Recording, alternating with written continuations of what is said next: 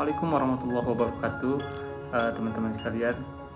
Kembali lagi bersama saya di Fahri. Kita akan membahas ya sesuatu yang kira-kira ini penting bagi hidup kita, yaitu 10 cara mengenali diri sendiri. Nah, agar hidup lebih baik dan bermakna begitu, wajib diterapkan oleh teman-teman nih.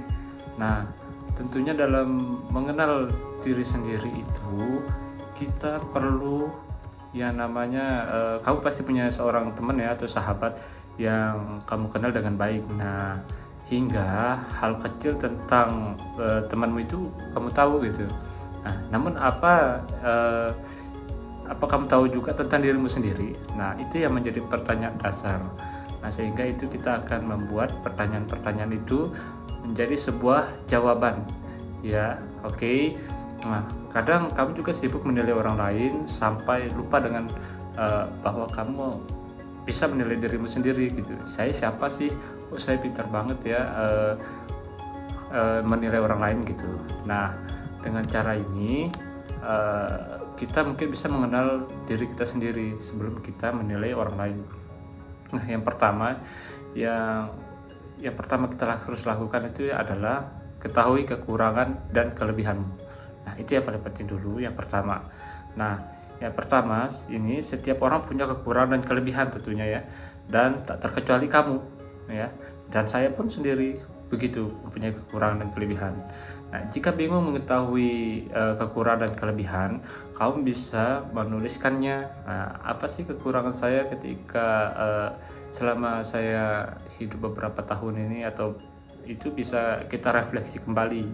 Nah, kita bisa melihat ke belakang kembali. Nah, pikirkan baik-baik apa kelebihan dan kekurangan. Nah, sehingga kita bisa mengelola diri kita sendiri. Jadi ketika kita mengelola diri sendiri, kita mengetahui apa sih kekurangan kita. Ketika kita tahu kekurangan, itu bisa kita kelola menjadi kelebihan begitu. Nah, begitu juga kelebihan kita itu bisa kita kelola menjadi lebih baik lagi.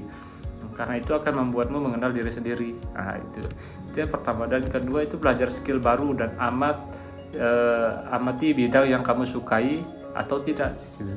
Kamu harus belajar skill yang baru, misalnya mulai dari menumbuhkan niat dan melakukan action gitu.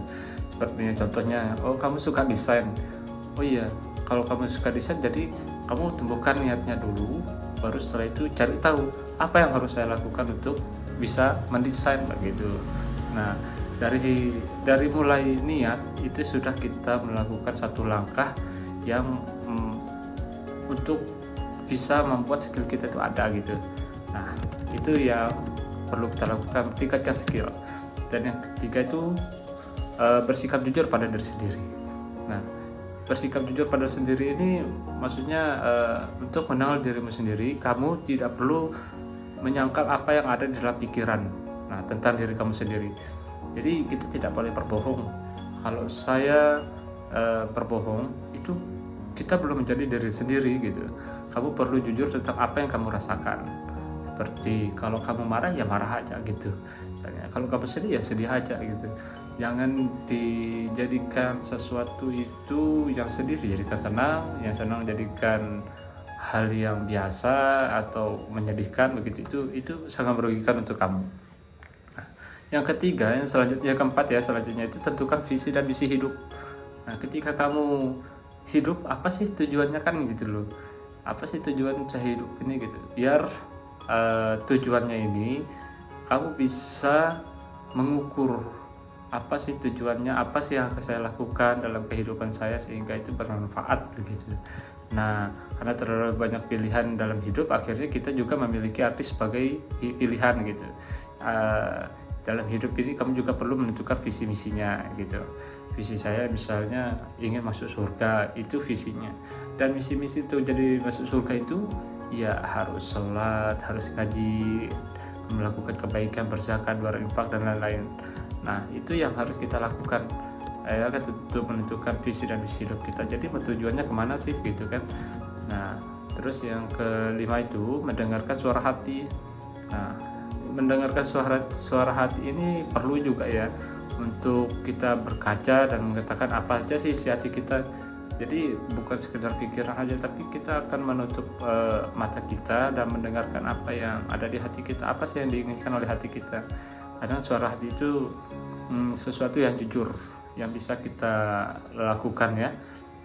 Jadi suara hati akan membawa dampak berlebih kepada kita karena kita sudah jujur pada diri sendiri, dan kata hati itu kadang mempunyai energi positif ya, yang membawa kita ke dalam energi positif gitu.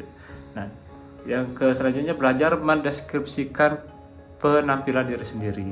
Nah, jadilah diri sendiri. Misalnya ya udah, karena sering nonton Korea jadi saya ikuti penampilan Korea, itu salah. Nah, yang dimaksud belajar mendeskripsikan diri penampilan itu saya mampu menilai diri saya sendiri dan berpenampilan ya udah ini saya begitu.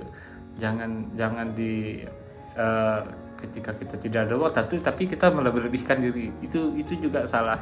Nah, sehingga itu mempengaruhi hidup kita. Nah, tujuan dari mendeskripsikan penampilan diri sendiri ini agar kita menjadi lebih percaya diri nantinya ya, dan terima kekurangan fisik. Itu yang pertama dulu ya, menerima fisik dan menjadikan sebuah keunikan yang tidak memiliki orang lain. Itu jadi kita berkarya aja gitu ya, dengan berdiri kita sendiri. Nah, kenali batasan emosimu. Ini yang terakhir. Yang terakhir itu salah satu mengenal diri adalah dengan mengenali batasan emosi. Pikiran apa yang membuatmu marah, sedih, kecewa, dan senang. Coba hal-hal tersebut jangan biarkan batasan emosimu ditentukan orang lain. Jadi ya kalau marah ya marah aja tadi kayak gitu. Jadi menentukan batas emosi itu perlu. Nah, tapi tidak semerta-merta. Ini kan kita bahas ya tentang kenali batasan emosi dan bagaimana cara mengelolanya. Itu akan kita bahas nanti. Tapi itu untuk review aja ya, kenali batasan diri itu kita harus mengetahui ketika marah ya marah aja gitu. Kita sedih ya sedih aja gitu. Nah, selanjutnya minta feedback dari orang terdekatmu. Kira-kira apa sih kekurangan saya begitu, bagaimana sih saya. Nah, itu perlu kamu minta pertanyaan-pertanyaan itu, sehingga dari jawaban mereka kamu bisa mengevaluasi, oh iya ternyata di mata orang tuh saya begini.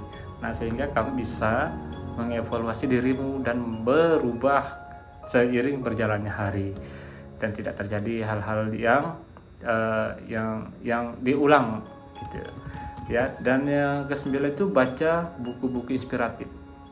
Jangan malas membaca ya, karena membaca itu bisa memberikan efek pada hidup kita, bagaimana cara kita hidup, dan buku itu bisa merubah cara berpikir ya, cara berpikir kita, bagaimana kita melihat dunia dan melihat kenyataan.